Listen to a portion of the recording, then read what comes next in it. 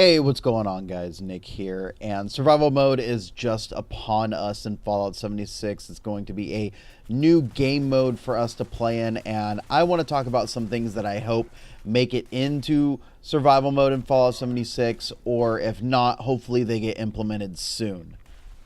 Now, the premise of survival mode is pretty simple. It's going to be a straight PvP server adventure. You're going to drop in with other players. You're not going to be able to see them on the map, and all of the slap damage is going to be turned off. That means everything is deadly. Every encounter with another person could mean you losing your stuff. They also increased the penalty for dying in this game. If you end up dying to another player or even just by accident in Appalachia on survival mode, you're going to lose your junk as per usual, but now you're going to be missing some aid items. They didn't specify how many aid items you're going to be missing or if it's going to change every time, but you're going to be losing other items besides the normal junk. And this definitely makes it a lot more interesting because now there is a little bit more of a bite to dying. You don't want to lose your junk as well as some of your aid items. Junk, you could just go out and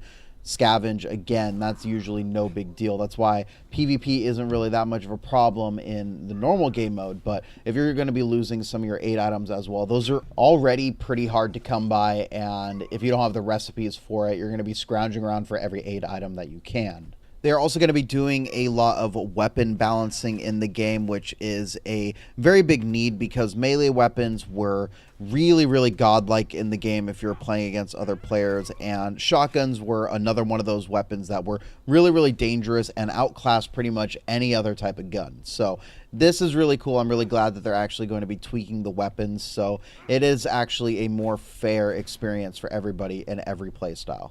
If all of this is done correctly, I really think that we could have a DayZ-like experience. When I had first purchased DayZ back then when it was just getting a bunch of publicity, I was totally sold on the idea of jumping into a server, roaming around, and finding another player and killing them. In Fallout 76, when the game eventually released, it was a lackluster experience because you could see every other player on the map and then you couldn't really engage with them unless they wanted to fight you too. This way, all bets are off and it is a very tense situation that could unfold. The biggest problem that I think that faces survival mode is the fact that you can transfer characters between the normal adventure mode and the new survival PvP mode. That means you could bring your high level 140 character back over to survival PvP when it launches, go over to Vault 76, wait for all the new players to leave, and you could just kill them nonstop with no problem. I think that in order to have a very seamless survival PvP mode introduced in Fallout 76 is just create a new server and you have to have a new character for survival mode. This puts it on a level playing field with everybody and they all have to start over from square one. Especially with all of the issues with duping weapons and things like that. There are a lot of weapons out there in circulation that wouldn't be if these exploits were in place. I think if they started back from square one now that most of the duping exploits have been taken out, it could be a better experience and a lot more fun so you don't have a lot of players running around with two-shot explosive shotguns. They definitely nerfed them, but they are still deadly in PvP. In the new survival mode, they also tease that there is going to be a leaderboard system in place. Whenever you log into a server, you can see which character has lasted the longest since it's been killed last, and the top 3 players are going to be shown to everybody on the map, sort of incentivizing killing those players. But I think if you're going to be on the receiving end having your location shot out to everybody, you should be getting some better rewards. You are putting in more risk just being alive and roaming around doing your quests, and you need to be compensated for that. I think that when you actually die, you get a pack based on how long you survived. If it's only been a few hours, maybe you get a few caps and a few food items. If you last a couple of days, maybe you get more caps and some stim packs. And if you last longer and longer, you have a chance of getting a legendary weapon. I think this incentivizes not only people to play this new survival mode, but also try and survive as long as they can. This brings in a little bit of competition with the other players. And I think competition is really the main way to get these people into wanting to PvP with one another. Because if you just launch a world and just say, hey, you could just go on and fight each other, it's going to happen a little bit at the start, but then eventually people are going to get bored with it and they're not going to end up PvPing. I think if you build on people competing with each other for rewards or bonuses, you can keep the fun and the PvP exciting to the player. One way to do this is by introducing a faction system in the survival mode. You get to pick a certain faction around Fallout 76, whether it be the Responders or one of the Raiders, and you get to do events or certain quests, and they give you currency that you could turn into said faction.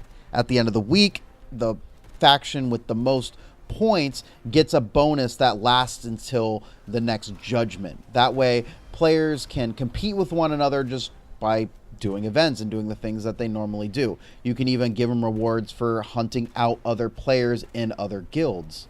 And with a system like this, you can easily implement faction-based armor and clothing. So they have to turn in a certain amount of a item to get this special gear or clothing that is unique to their faction. So it gives player a sense of accomplishment when they get it and something to shoot forward when they start out. I think with a faction-based system in this survival mode, it could really pay off and get a lot of players back into the game. I think it would also be really cool to see a lot more PvP-based events, and a lot of these could be very easy to implement and not that detailed. You can create a bunch of locations inside the cities of the maps that have a terminal, and you get to request maybe some sort of care package or something, and you go and you try and contest an area, and players try to compete for that package, and you need to hold this area for a certain amount of time until said package gets to you. This could incentivize a bunch of players to try and go and steal that package and really capitalize on the PvP aspect of this game mode. Because at the start, what's going to end up happening is people are just going to go and do their normal quests if they do start new characters, and eventually if they end up stumbling across another player, they're going to fight them, they're going to try and kill them, and then they're just going to go on along their merry way. If you incorporate some new events or things for players to do that puts them against other players, this could make a lot of fun for the player and give them a reason to play this new survival mode. But anyways, guys, those are a couple of my ideas that I think that they should implement into survival PvP. Again, I really think that they shouldn't let you bring characters over into this new game mode. I think that they should increase the rewards for doing things in this new game mode, and I think that they should build upon it and create quests and different dynamic events that happen in this new game mode, so players want to choose this mode over the default adventure mode. Anyways, guys, I want to hear what you guys have to say in the comment section below. What do you guys think that they should implement in this new survival mode, and what do you think about my ideas? I really want to have this discussion with you guys. I want to thank you all for watching. Please be sure to like and subscribe, and check out the Discord in the description down below. I appreciate you guys, and we will see you in the next one.